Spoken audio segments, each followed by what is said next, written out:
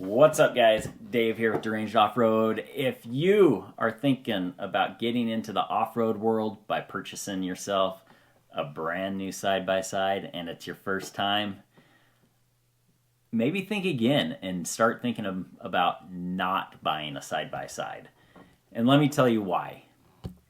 If you spend any amount of time in that dumpster fire that we call Facebook, you're undoubtedly going to see many ads for almost brand new machines, low miles, low hours. And the reasons why they're selling them are varied. A lot of times it's like, I don't have time to drive it. I don't have time to whatever, or I didn't use it as much as I thought I would. There's lots of different reasons, lots of different life situations where people buy these things and then they don't end up using them. And the sad thing is that a lot of these people, they got $20,000, $30,000, $40,000, $50,000 of cash tied up in those things if they bought it outright, or they're making a monthly payment on that. These days, right now, if you're to go out and finance like a $30,000, $32,000 machine, you're looking at minimum probably 6% interest rate right now. For 5 years, you're looking at like a $600 a month payment on a side-by-side. I declare bankruptcy! Oof, that's crazy. And even if you finance half of that, you're going to be paying about $400 a month on a 5-year note. That's a lot of coin to have tied up in a side-by-side. That's when you need to start asking, am I or are you going to actually use that side-by-side on a regular basis to justify paying that much money out of pocket or to pay that much money every month to a bank?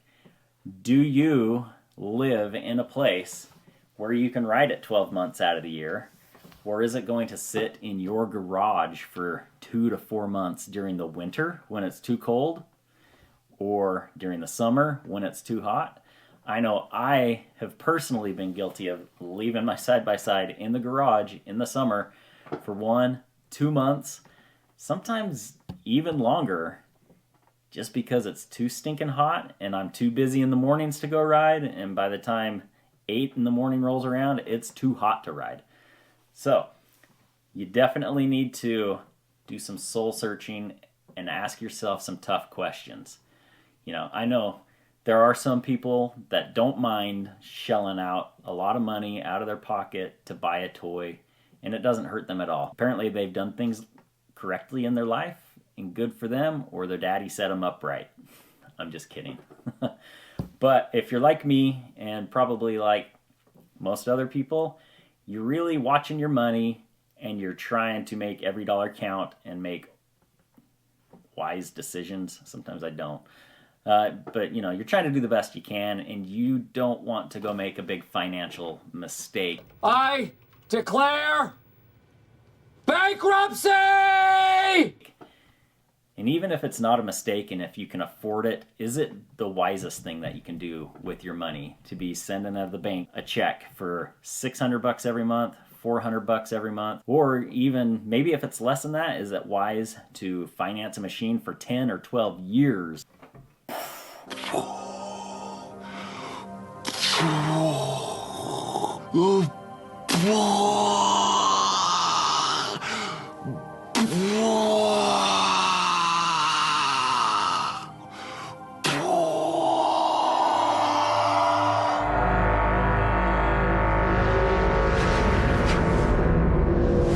Right? Like, I know a lot of people do that and they have their reasons. And I'm not gonna touch that, and I'm not gonna tell you that if you have to finance it, you shouldn't, you can't afford it, because that's not always true. There's lots of reasons to finance.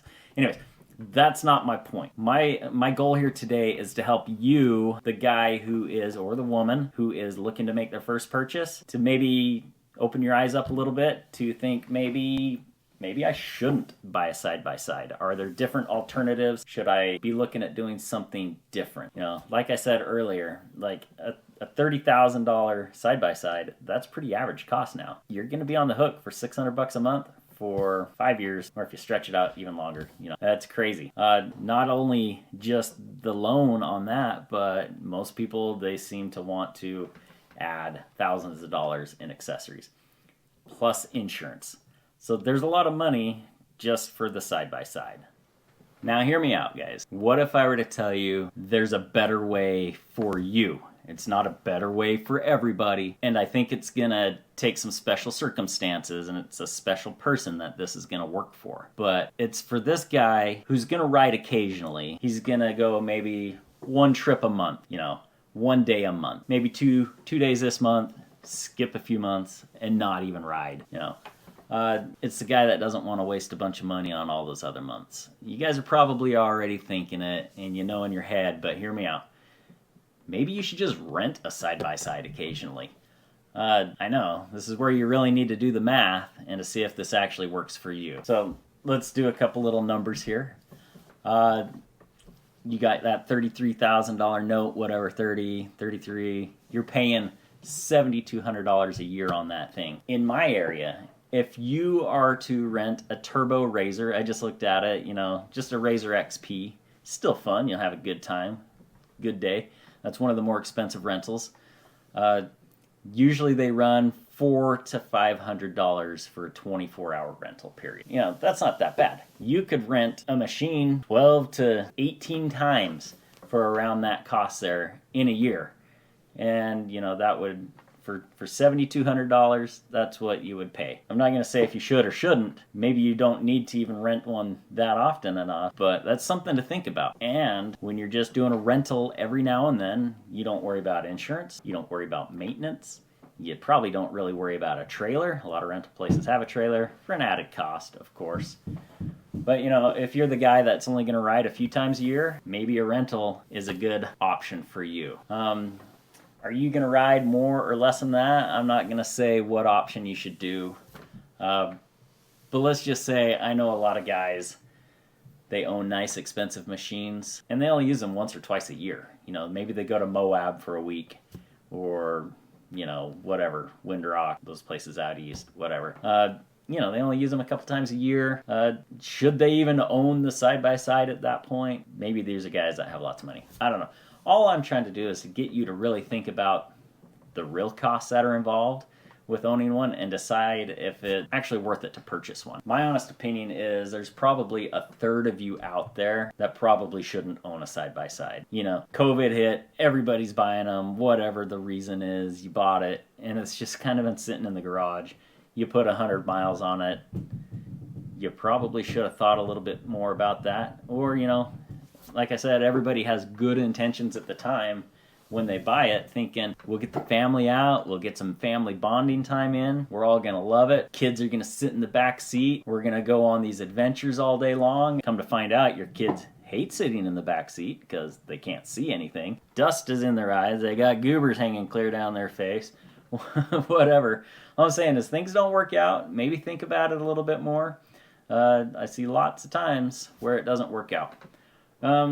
There's lots of other things to consider when making this decision, so let us know down in the comments what you think. Do you guys regret buying a side-by-side? Is there anybody watching this that thinks, yeah, I shouldn't have bought that, it's sitting in my garage collecting dust? Are you using it as much as you thought you would?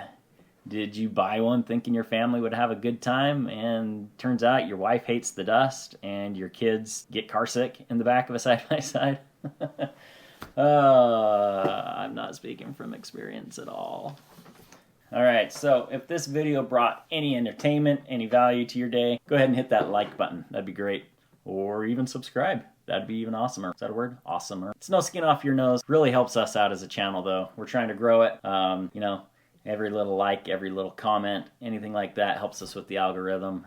Lets YouTube know that they should recommend it to more people. So we're trying to grow, get bigger. If you can, do us a solid. If you don't want to do that and you need to buy some parts, go to our Rocky Mountain link in the bottom, hit that, go buy your parts there, oil change, filters, whatever. That would be awesome too. And you'll get a warm fuzzy in your heart knowing that you helped a ranch off-road. All right, have a good one, guys. We'll see you later.